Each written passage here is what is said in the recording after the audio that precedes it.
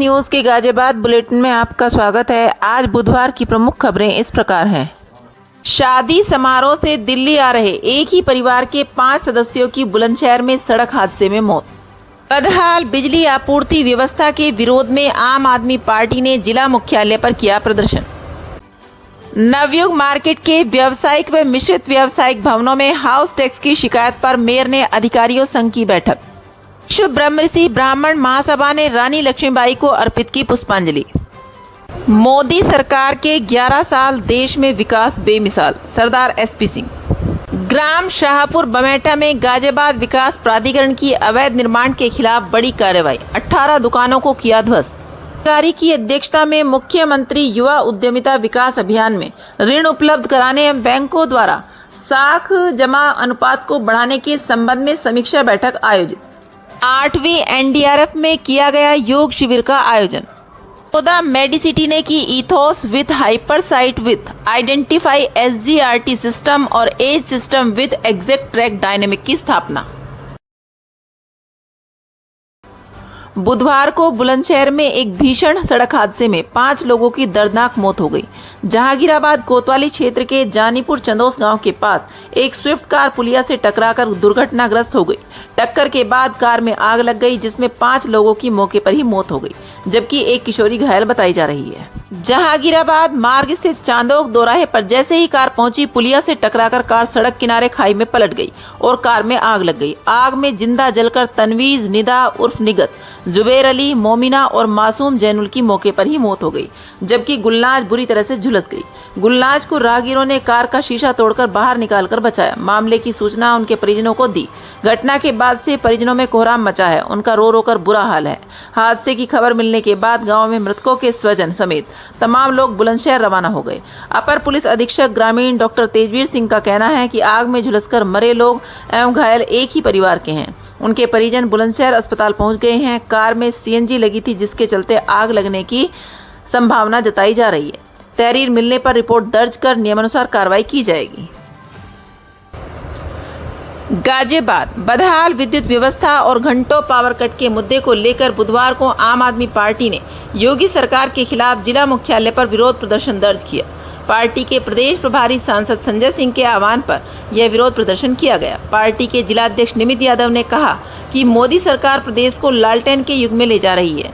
प्रदेश में लगातार बिजली महंगी हो रही है, फिर भी जनता घंटों बिजली की कटौती की मार झेल रही है। जिला महासचिव शैलेश कुमार ने कहा कि बिजली कटौती के कारण किसान अपनी फसलों की सिंचाई नहीं कर पा रहे हैं, जिससे उनकी फसलें खराब हो रही हैं। प्राइवेट कंपनियों द्वारा घरों में जाकर मीटर रीडिंग लेने की बजाय मनमाने तरीके से मीटर रीडिंग भरकर भ्रष्टाचार का खेल खुलेआम चलाया जा रहा है, मगर सरकार पूरी तरह से मौन है। यह सरकार की लापरवाही और भ्रष्टाचार का उदाहरण है।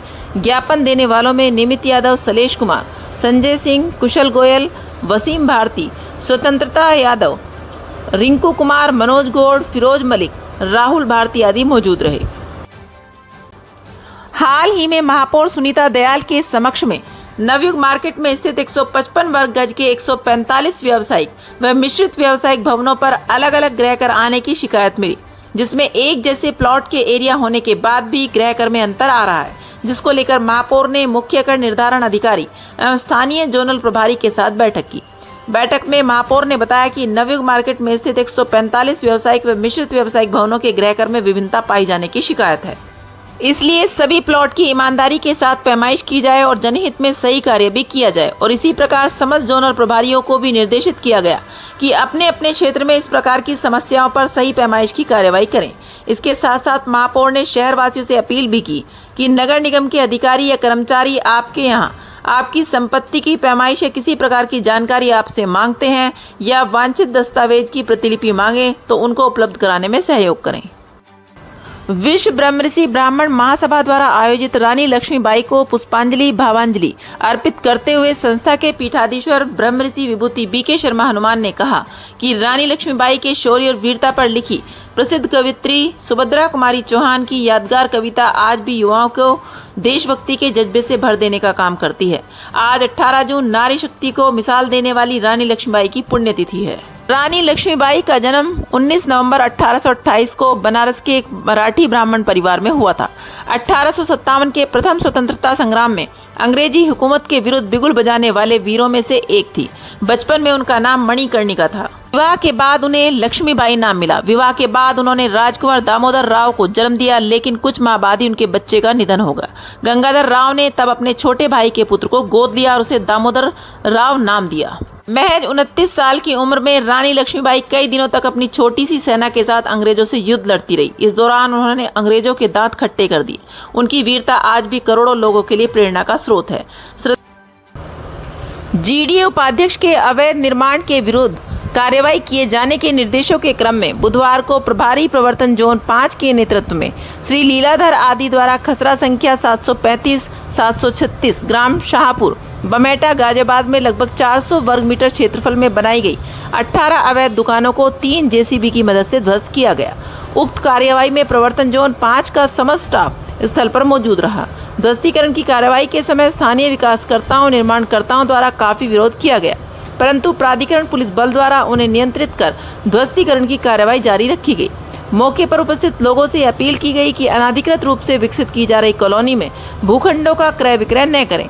स्थल पर ध्वस्तीकरण की कार्रवाई के समय अधिशासी अभियंता, सहायक अभियंता, अवर अभियंतागण एवं समस्त सुपरवाइजर, मेट, स्थानीय पुलिस बल तथा प्राधिकरण पुलिस बल उपस्थित रहा।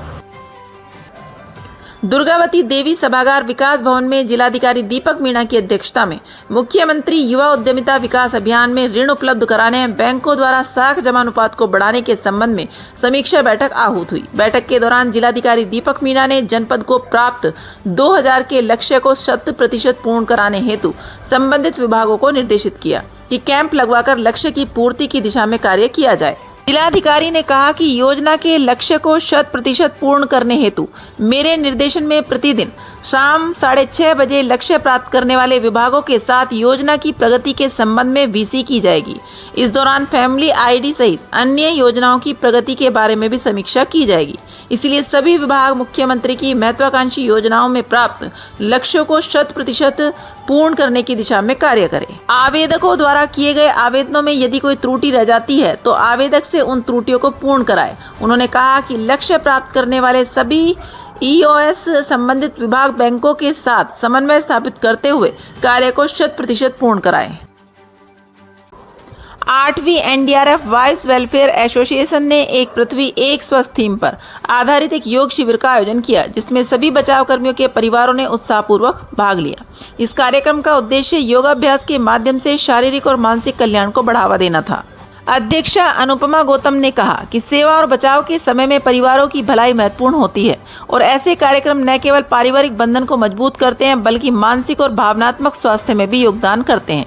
इस आयोजन में अनुभवी प्रशिक्षकों द्वारा विभिन्न योग सत्रों का आयोजन किया गया, जिससे सभी प्रतिभागियों के शारीरिक और मानसिक स्वास्थ्य को बढ़ावा मिले। संघ के सभी प्रतिभागियों और प्रशिक्षकों का आभार व्यक्त करता है, जिन्होंने इस कार्यक्रम को सफल बनाने में महत्वपूर्ण भूमिका निभाई। हम भविष्य में अपने समुदाय में स्वास्थ्य और कल्याण को बढ़ावा देने के लिए इस तरह के कार्यक्रमों के आयोजन की आशा करते हैं। प्रधानमंत्री नरेंद्र मोदी की सरकार ने अपने 11 वर्षों के कार्यकाल में देश में हर क्षेत्र में विकास को लेकर बेमिसाल सफलता हासिल की है। यह बात यहां शास्त्री नगर में डॉक्टर सुभाष गुप्ता के आवास पर कविनगर मंडल के शक्ति केंद्र 6 की बैठक को संबोधित करते हुए कही। श्री सिंह ने कहा कि मोदी सरकार के कार्यकाल के 11 वर्ष देश की जनता के लिए सेवा, समर्पण और सुशासन के नाम रहा है, जिसमें समाज के सभी वर्गों को परस्पर सम्मान देते हुए सरकार ने सबका साथ, सबका विकास और सबका विश्वास तथा सबका प्रयास की भावना में कार्य किए हैं।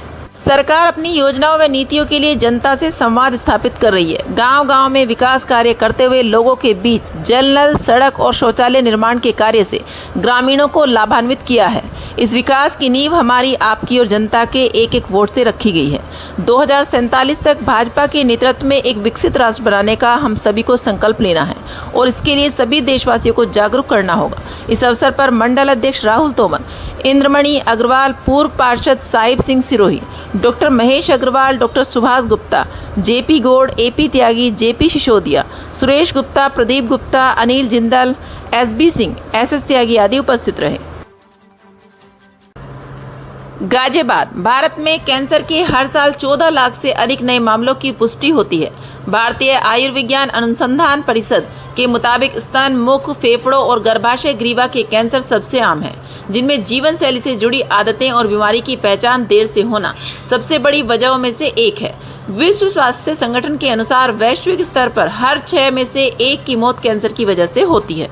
इस दिशा में एक बड़ी पहल करते हुए यशोदा मेडिसिटी ने कैंसर उपचार के क्षेत्र में 2 अत्याधुनिक तकनीकों Ethos with HyperSight with Identify SGRT system और Edge system with ExacTrac Dynamic की स्थापना की है। इन नई तकनीकों के जुड़ने से राज्य में कैंसर उपचार का परिदृश्य और भी अधिक सशक्त और उन्नत हो गया है। डॉक्टर गगन सैनी ने कहा कि आज हमारे पास ऐसी तकनीक है जिससे हम एक नाखून की मोटाई जितने छोटे ट्यूमर का भी बेहद सटीकता से इलाज कर सकते हैं। एज और इथोस थेरेपी सिस्टम की स्थापना हमारे उस संकल्प का हिस्सा है जिसके तहत हम एक ही छत के नीचे कैंसर का विश्व स्तर का और समग्र इलाज देना चाहते हैं। एडवांस, एडेप्टिव और इमेज गाइडेड रेडिएशन टेक्नोलॉजी को मिलाकर हम ज़्यादा सटीक और मरीजों के अनुकूल इलाज उपलब्ध कराना चाहते हैं। वेरिएंट के साथ हमारी साझेदारी यह सुनिश्चित करती है कि भारत ही नहीं, पड़ोसी देशों के मरीजों को भी वही अत्याधुनिक तकनीक मिल सके जो अब तक कुछ गिने चुने केंद्रों तक सीमित थी। नहीं है, कृपया लाइक और सब्सक्राइब अवश्य करें और हाँ, पहले आइकॉन अवश्य दबाएं ताकि आपको हमारी लेटेस्ट वीडियो का नोटिफिकेशन मिलता रहे। धन्यवाद।